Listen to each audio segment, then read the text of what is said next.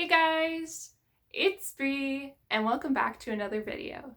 Now for today's video, I am going to be recording my TBR for the 2020 Fall Into Manga Love Readathon. This is a readathon hosted by Shae from Shaegeeksout, which is a channel that I love so much, and I am super excited to join this readathon. Now, I have never done a readathon before, so I have no idea how well I'll do or if I'll be able to read through everything that I picked out. For this readathon, there is kind of like this bingo card where it's a bunch of different challenges that you can complete for the readathon, and I picked out the titles that I'm going to read this week based on that bingo card. So I'm gonna go through challenge by challenge and let you know what I plan to read for that challenge. Starting off, the first challenge is to read a Shae fave, and for that fave, I picked out Fruits Basket, Volume 1.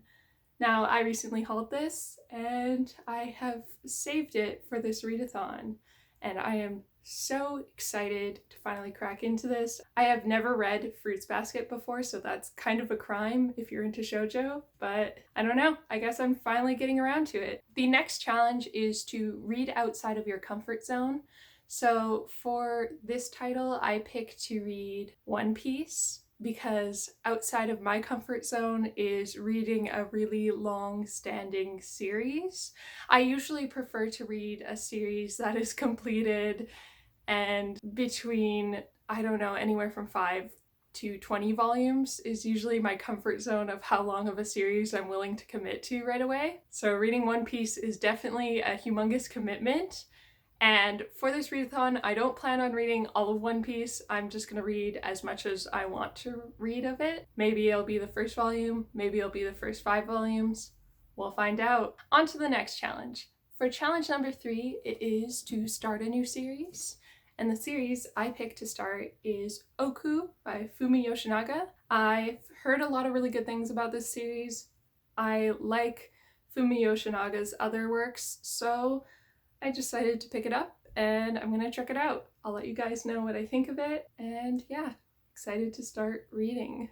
The fourth challenge in this manga readathon is to finish a series, and the series I decided to finish is The Seven Princes of the Thousand Year Labyrinth. This is a series that I started collecting a few years ago, and then I finally picked up volumes 3 and 4 recently. And then I just haven't gotten around to reading them. This is only a 4-volume series, so I am going to try and read volumes 3 and 4, if not the whole series during this readathon, because honestly, I don't remember too much from volumes 1 and 2. Challenge number 5 is to read a recommendation. And the recommendation I decided to go with is volume 1 of Drifting Classroom. Now, I have read a lot of Junji Ito's work, and I know that Junji Ito was really inspired by Kazuo Ume's, and I've heard so many good things about this series. As someone who is kind of a fan of horror, I am really excited to dive into this volume. Again, like a lot of my friends, people online, a lot of people have recommended this to me, so perfect candidate for this category. Challenge number 6 is to read a sequel. This can be a sequel in a series or an entire sequel series. And for this, I picked to read volumes 4 and 5 of Soul Eater Not.